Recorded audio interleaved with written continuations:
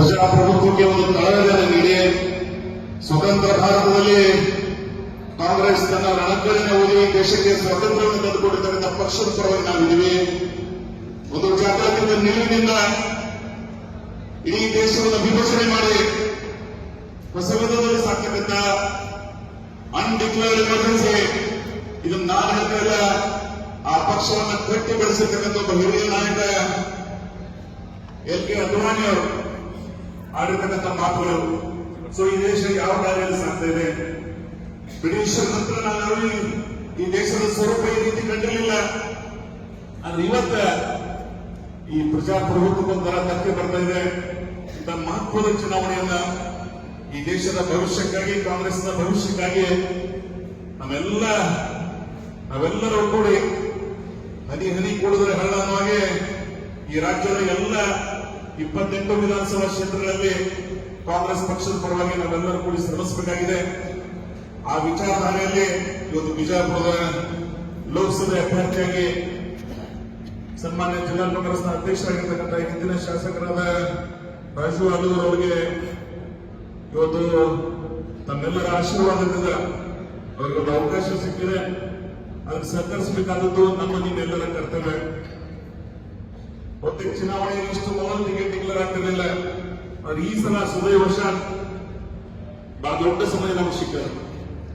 ಈಗಾಗಲೇ ಅವರು ಅನೇಕ ಹಿರಿಯರನ್ನ, ಪೂಜ್ಯರನ್ನ, ಬಹುತೇಕ ಕೆಲವು ಕಾನ್ಸ್ಟಿಟ್ಯೂನ್ಸಿಗಳನ್ನ ರೀಚ್ ಆಗ್ತಕ್ಕಂಥ ಪ್ರಯತ್ನ ಅವರು ಮಾಡಿದ್ದಾರೆ. ಜಿಲ್ಲಾ ಕಾಂಗ್ರೆಸ್ನ ಅಧ್ಯಕ್ಷರಾಗಿ ಹಾಗೂ ಈ ಜಿಲ್ಲೆಯ ಎಲ್ಲರ ಮನಸ್ಸುಗಳನ್ನು ಗೆಲ್ತಕ್ಕಂಥ ಪ್ರಯತ್ನ ಅವರು ಮಾಡ್ತಾ ಇದ್ದಾರೆ. ನಾವೆಲ್ಲರೂ ಕೂಡ ಅವರಿಗೆ ಸಹಕರಿಸತಕ್ಕಂಥ ಚಿಂತನೆ ಕೂಡ ಇವತ್ತು ಕೂಡಿದ್ದೀವಿ.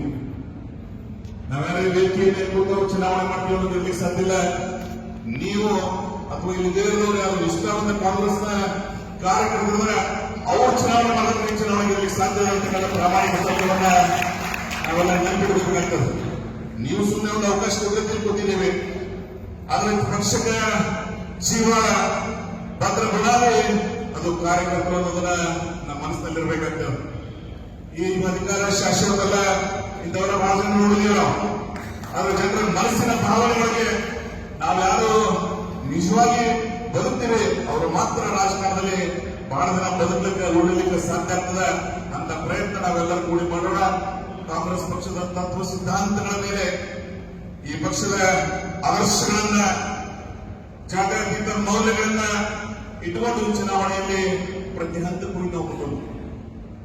ಬಹುತೇಕ ಭಾರತ ದೇಶದಲ್ಲಿ ಒಂದು ಒಳ್ಳೆ ಆಡಳಿತ ನೀಡತಕ್ಕಂಥ ಕರ್ನಾಟಕ ತನ್ನದೇ ಆದಂಥ ಇತಿಹಾಸ ಇದೆ. ಸಾಹಿತ್ಯಿಕ, ಸಾಂಸ್ಕೃತಿಕ ನಾಡಿದು. ಅಣ್ಣ ಬಸವಣ್ಣ ನಮಗೆ ಆ ದಿನಗಳಲ್ಲೇ ಸಮಾಜವಾದತನ, ಜಾತ್ಯತೀತ ನಿಲುವನ್ನು ತೋರಿಸಿಕೊಟ್ಟಿದ್ದಾರೆ. ಆ ವಿಚಾರಧಾರೆಯಲ್ಲಿ ನಾವು ಸಾಗ್ತಾ ಇದ್ವಿ. ಆ ತತ್ವಾದರ್ಶಗಳಲ್ಲಿ ಒಂದು ಸನ್ಮಾನ್ಯ ನಮ್ಮ ಮುಖ್ಯಮಂತ್ರಿಗಳಾಗಿರ್ತಕ್ಕಂಥ ಸಿದ್ದರಾಮಯ್ಯ ಅವರು ಆ ದಾರಿಯಲ್ಲಿ ಸಾಗ್ತಾ ಇದ್ದಾರೆ.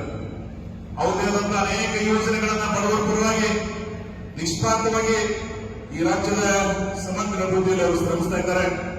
ಅದು ಹೋದ ಸಲದ ಅವಧಿ ಆಗಿರ್ಬೋದು 2013ರಿಂದ 2018ರವರೆಗೆ, ಈ ಸಲ 10-11 ತಿಂಗಳು ಈ ರಾಜ್ಯವನ್ನ ಸಮಗ್ರವಾಗಿ ಕಟ್ಟುವಲ್ಲಿ ಅವರು ಶ್ರಮಿಸ್ತಾ ಇದ್ದಾರೆ.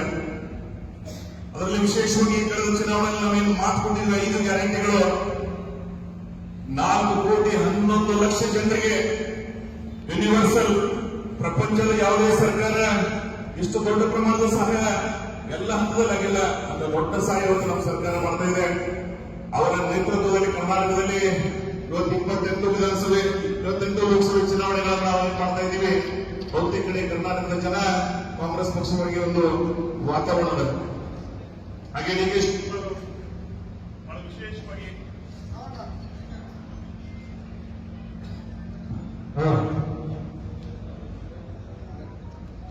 ಡಿ.ಕೆ. ಶಿವಕುಮಾರ್ ಅವರು ಬಹಳ ವಿಶೇಷವಾಗಿ ಶ್ರಮಿಸ್ತಾ ಇದ್ದಾರೆ. ಬಹುತೇಕ ಕಾಂಗ್ರೆಸ್ ಪಕ್ಷದ ಅಧ್ಯಕ್ಷರಾಗಿ ಚುನಾವಣೆ ಪೂರ್ವದಲ್ಲೂ ವಿಧಾನಸಭೆಯಲ್ಲೂ ಶ್ರಮಿಸಿದ್ದಾರೆ. ಇವತ್ತು ಬಹಳ ನಿರಂತರವಾಗಿ ಅವರು ಶ್ರಮಿಸ್ತಾ ಇದ್ದಾರೆ. ಹಾಗೆ ಅನೇಕರು ಈ ರಾಜ್ಯದಲ್ಲಿ, ವಿಶೇಷವಾಗಿ ನಮ್ಮೆಲ್ಲರ ನಾಯಕರಾಗಿರ್ತಕ್ಕಂಥ ಖರ್ಗೆ ಅವರು ಈ ರಾಷ್ಟ್ರದ ರಾಷ್ಟ್ರೀಯ ಅಧ್ಯಕ್ಷರಾಗಿ ನಡೀತಕ್ಕಂಥ ಮೊದಲನೇ ಚುನಾವಣೆ. ಇವತ್ತು ಅವರ ಹೋಮ್ ಸ್ಟೇಟ್ ನಲ್ಲಿ ಹೆಚ್ಚಿನ ಸ್ಥಾನಗಳು ಬಂದು ಅಂದ್ರೆ ಅವರಿಗೂ ಸಿಕ್ಕ ಗೌರವ ಸಿಗಬೇಕಾಗ್ತದೆ. ಆಗ ಹಾಗೆ ಇವತ್ತೇನು ಈ ಸರ್ವಾಧಿಕಾರದ ವಿರುದ್ಧ ನಮ್ಮ ಹೋರಾಟವನ್ನು ಮಾಡ್ತಾ ಇದ್ದಾರೆ ರಾಹುಲ್ ಗಾಂಧಿ ಅವರು, ಸೋನಿಯಾ ಗಾಂಧಿ ಅವರು, ಅವರಿಗೂ ಸಹಿತ ನಾವು ಒಂದು ಶಕ್ತಿಯನ್ನು ತುಂಬಿದಂತೆ ಅಷ್ಟೇ. ಅದಕ್ಕಾಗಿ ಈ ಚುನಾವಣೆ ನಮ್ಮೆಲ್ಲರ ಚುನಾವಣೆ ಅಂತಕ್ಕಂಥ ಭಾವನೆಯಿಂದ ನಾವೆಲ್ಲರೂ ಕೂಡಿ ಶ್ರಮಿಸೋಣ. ಇವತ್ತಿನೂ ಇಬ್ರು ಭಾಗವಹಿಸಿಲ್ಲ ಕಾರಣಾಂತರಗಳಿಂದ. ಮುಂದಿನ ದಿನದಲ್ಲಿ ನಾವೆಲ್ಲರೂ ಕೂಡಿ ಈ ಚುನಾವಣೆ ಬಹಳ ಸೂಕ್ಷ್ಮವಾಗಿ ಜನರ ಮನಸ್ಸಿನ ಭಾವನೆಗಳನ್ನ ತಿಳ್ಕೊಂಡು ಚುನಾವಣೆಯನ್ನು ಮಾಡಬೇಕಂತ ಎಂದು ಇದರಿಂದ ಟೀಕೆ ಟಿಪ್ಪಣಿಗಳನ್ನು ಮಾಡೋದ್ರಲ್ಲಿ ಅರ್ಥ. ಆ ಟೀಕೆ ಟಿಪ್ಪಣಿಗಳಿಂದ ಮತಗಳು ಬರುವುದಿಲ್ಲ. ಬಹಳ ವೇದಿಕೆಯಲ್ಲಿ ಚಪ್ಪಾಳೆ ಕೇಕೆ ಸಿದ್ದು ಹೊರತು ಜನರ ಮನಸ್ಸಿಗೆ ಹೋಗಿ ಅದಂತಾಗೋದಿಲ್ಲ. ಜನರ ಮನಸ್ಸಿಗೆ ಯಾವಾಗ ಹೋಗ್ತಾಗ್ತದಂದ್ರ ನಿಮ್ಮ ನಡವಳಿಕೆ, ನಮ್ಮ ವಿಚಾರಧಾರೆ, ನಿಮ್ಮಲ್ಲಿರ್ತಕ್ಕಂಥ ಒಳ್ಳೆತನ, ಆ ಪ್ರೀತಿ ವಿಶ್ವಾಸ ಮಾತ್ರ ಜನರ ಮನಸ್ಸಿಗೆ ಹೋಗ್ತಾಗ್ತದೆ. ಆ ವಿಚಾರಧಾರೆಯಲ್ಲಿ ಚುನಾವಣೆಗಳನ್ನು ನಡೀಲಿ ಅಂತಕ್ಕಂಥ ಮಾತನ್ನ ನಾನು ಹೇಳಿ, ಒಬ್ಬ ಪ್ರಬುದ್ಧ ಅಭ್ಯರ್ಥಿ ಸನ್ಮಾನ್ಯ ರಜು ಅಲ್ಗೂರವರು ನಮ್ಮ ಎದುರಿಗಿದ್ದಾರೆ. ನಾವೆಲ್ಲರೂ ಕೂಡಿ ಅವ್ರಿಗೆ ಸಹಾಯವನ್ನು ಮಾಡಬೇಕಾಗಿದೆ. ಈ ಚುನಾವಣೆ ಬಹಳ ಮಹತ್ವದ ಚುನಾವಣೆ ಇದೆ. ನಮ್ಮ ಜಿಲ್ಲೆಯಲ್ಲಿ ಅನೇಕ ವ್ಯತ್ಯಾಸಗಳಿದಾವ, ಅದೇನು ಮುಚ್ಚುಗೋದೇನಿಲ್ಲ. ಆ ವ್ಯತ್ಯಾಸಗಳನ್ನ ನಮ್ಮ ಬಂದಾಗ ನೋಡೋದು. ಆ ಎಲ್ಲ ಸಶಕ್ತರಿದ್ದೇವೆ ನಾವು. ಅದು ಈ ಚುನಾವಣೆ ಒಳಗೆ ನಾವೆಲ್ಲರೂ ಕೂಡ ಸಾಮೂಹಿಕವಾಗಿ ಮನುಷ್ಯತ್ವದಿಂದ ಯಾವ ಪಕ್ಷದಲ್ಲಿ ಇದ್ದೀವಿ ಆದರ್ಶದ ಮೇಲೆ ಈ ಚುನಾವಣೆ ಮಾಡ್ತಕ್ಕಂಥ ಒಂದು ಪ್ರಾಮಾಣಿಕ ಪ್ರಯತ್ನ ಮಾಡೋಣ ಅಂತ ಮಾತನ್ನ ಹೇಳಿ, ಈ ಜಿಲ್ಲೆಯ ಜನ ಬಹಳ ಪ್ರಬುದ್ಧರಿದ್ದಾರೆ. ಆ ಕಾಲದಲ್ಲಿ ದುಬೆಯವರು ಗೆಲ್ಲಿಸಿದ್ರು, ನೆಹರು ಅವರ ಸೆಕ್ರೆಟರಿ, ಪರ್ಮನೆಂಟ್ ಸೆಕ್ರೆಟರಿ ಕೆಲಸ ಮಾಡಿದಂತವ್ರು. ಅದಾದ ನಂತರ ಈ ಭಾಗದಲ್ಲಿ ಸರಳತೆ ಮುಖಾಂತರ ನಮ್ಮೆಲ್ಲರಿಗೂ ರಾಜಕೀಯ ಬದುಕನ್ನು ನೀಡತಕ್ಕಂಥ ಕೊಡದಿದ್ದೆ ಅವರು ಬಹಳ ವಿಶೇಷವಾಗಿ ರಾಜಕಾರಣ ಮಾಡಿ ಹೋಗಿದ್ದಾರೆ. ಅವ್ರನ್ನ ಇತಿಹಾಸವನ್ನ ನೆನಪಿಸ್ಕೋಬೇಕಾಗ್ತದೆ ನಾವು. ಅದರ ನಂತರ ಚೌಧರಿ ಅವರು, ಕೆ.ವಿ. ಚೌಧರಿ ಅವರು, ಕಳಗಪ್ಪನ ಚೌಧರಿ ಅವರು ಈ ಜಿಲ್ಲೆಯ ಸಮಗ್ರ ಎಲ್ಲರ ಹೃದಯವನ್ನು ತಾಕತಕ್ಕಂಥ ಕಾರ್ಯವನ್ನು ಮಾಡಿದರು. ಆ ದಾರಿಯಲ್ಲಿ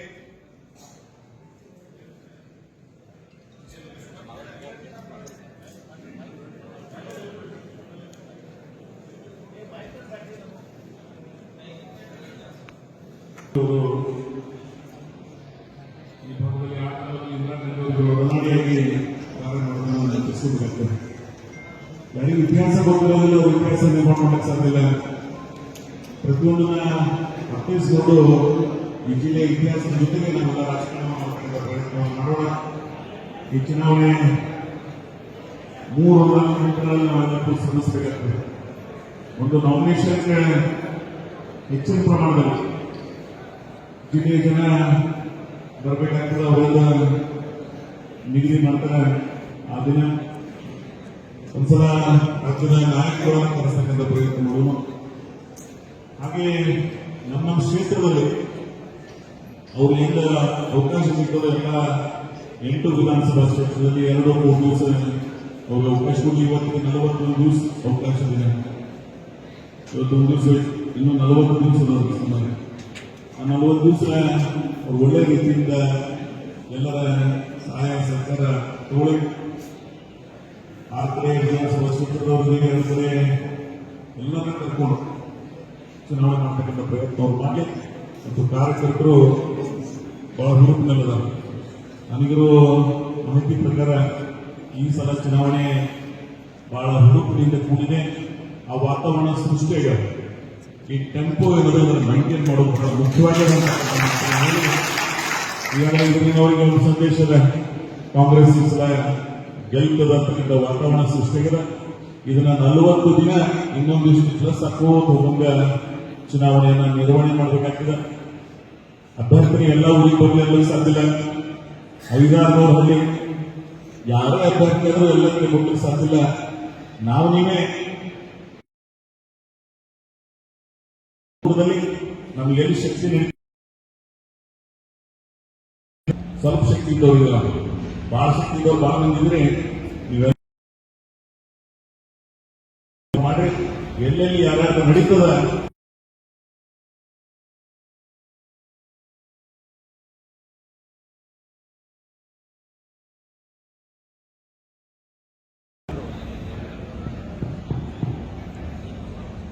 ನಮಗೆ ಈಗ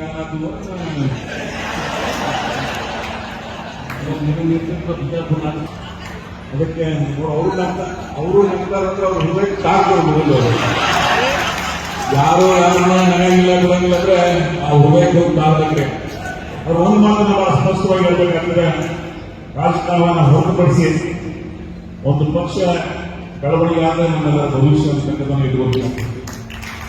ಅಧಿಕಾರ ಶಾಶ್ವತದ ಅದು ಒಂದು ವರ್ಗದ ಇರ್ತದ ಒಂದು ದಿವಸ ಹೋಗ್ಬಿಡ್ತದೆ. ಆದ್ರೆ ನಿಮ್ಮ ನಡವಳಿಕೆ ಜೀವನ ಕೊನೆ ದಿನ ನಿಮ್ಮನ್ನ ಜನ ಗಮನಿಸುವುದು, ನಿಮ್ಮನ್ನ ಗುರುತಿಸುವುದು, ಅದರ ಮುಖಾಂತರ ಇವತ್ತು ಅನೇಕ ಜನರನ್ನ ನೆನಪಿಸ್ಕೊಂಡಿವಿ. ಅಂದ್ರೆ ಅವರನ್ನು ಯಾಕೆ ನೆನಪಿಸ್ಕೊತೀವಿ? ಬಡವರು ಈ ರಾಜ್ಯದ ಈ ಜಿಲ್ಲೆಯ ನಾಯಕರನ್ನ ನೆನಪಿಸ್ಕೊಂಡಿವಿ. ಯಾರಿಲ್ಲ ಅಂದ್ರೆ ಯಾಕೆ ನೆನಪಿಸ್ಕೊತೀವಿ ಅಂದ್ರೆ ಅವರು ನಮಗಾಗಿ ಜನರಿಗಾಗಿ ಶ್ರಮಿಸಿಕೊಂಡಿದ್ದಾರೆ. ಅದನ್ನು ನೆನಪಿಸಬೇಕು. ನಿಮಗೆ ಬಂದ್ರೆ ಎಲೆಕ್ಷನ್ ಮಾಡ ಹೆಂಗ್ ಮಾತಾಡೋದು ಅವರೆಲ್ಲ ಪೂರ್ಣ ಮಾಡಬೇಕು. ಜಿಲ್ಲೆ ಜನ ಗೆಲ್ಲಿಸ್ಕೊಡ್ಬಾರ್ದು. ಎಷ್ಟು ವರ್ಷ ಆಯ್ತು? 24-25 ವರ್ಷ. ಅಸಾಧ್ಯವಾದದ್ದು ಯಾವುದಿಲ್ಲ. ಅದರ ಸಾಧ್ಯ ಮಾಡಬೇಕಾದ್ರೆ ನಾವೆಲ್ಲ ಶ್ರಮಿಸಬೇಕು. ಸೊ ಆ ಕಳಕಳಿಯನ್ನ ಇಟ್ಕೊಂಡು ಈ ಚುನಾವಣೆ ಮಾಡಬೇಕಂತ ಪ್ರಯತ್ನ ಮಾಡೋಣ. ನಾವೆಲ್ಲರೂ ಕೂಡಿ ಇದು ಎಲ್ಲರ ಚುನಾವಣೆ, ಇದು ನಮ್ಮ ಚುನಾವಣೆ, ಇದು ಪಕ್ಷದ ಚುನಾವಣೆ, ಇದು ಈ ದೇಶದ ಭವಿಷ್ಯವನ್ನ ನಿರ್ಣಯ ಮಾಡಬೇಕಾದ ಚುನಾವಣೆ ಅಂತ ಹೇಳಿ ಪ್ರಬುದ್ಧತೆಯಿಂದ ಈ ಚುನಾವಣೆಯನ್ನು 40 ದಿನ ನಾವೆಲ್ಲ ಕೂಡಿ ಶ್ರಮಿಸತಕ್ಕಂಥ ಪ್ರಯತ್ನವನ್ನು ಮಾಡೋಣ. ರಾಜ್ಯವಾದವರಿಗೆ ಮೊದಲನೇ ಶಿವಮೊಗ್ಗಕ್ಕೋಸ್ಕರ ಜಿಲ್ಲೆಯ ಎಲ್ಲ ಮೂಲಗಳಿಂದ ನಾವೆಲ್ಲ ಕಾರ್ಯಕರ್ತರು ಇದ್ರೆ ನಾನು ಪಕ್ಷದ ಪರವಾಗಿ ಬಹಳ ಹೃದಯವಂತಿಕೆಯಲ್ಲಿ ಭಾಗವಹಿಸಿ ಈ ಸಭೆಗೆ ಶಕ್ತಿಯನ್ನು ತುಂಬಿದರೆ ನಿಮಗೆ ನಾನು ವಿಶೇಷವಾದ ಅಭಿನಂದನೆ ಸಲ್ಲಿಸ್ತೇನೆ. ನಿಮ್ಮ ಪೂರ್ಣವಾದ ಶಕ್ತಿ, ನಿಮ್ಮ ಆಶೀರ್ವಾದ ಅಭ್ಯರ್ಥಿ ಮೇಲೆ, ಕಾಂಗ್ರೆಸ್ ಪಕ್ಷದ ಮೇಲೆ ಸದಾ ಇರಲಿ ಅಂತಕ್ಕಂಥ ಮಾತನ್ನು ಹೇಳಿ ಇಲ್ಲಿ ಕೂಡಿರ್ತಕ್ಕಂಥ ಎಲ್ಲರಿಗೂ ವಂದಿಸಿ ನನ್ನ ನಾಲ್ಕು ಮಾತನ್ನು ಮುಗಿಸ್ತಾ ಇದ್ದೇನೆ. ಜಯ ಕಾಂಗ್ರೆಸ್.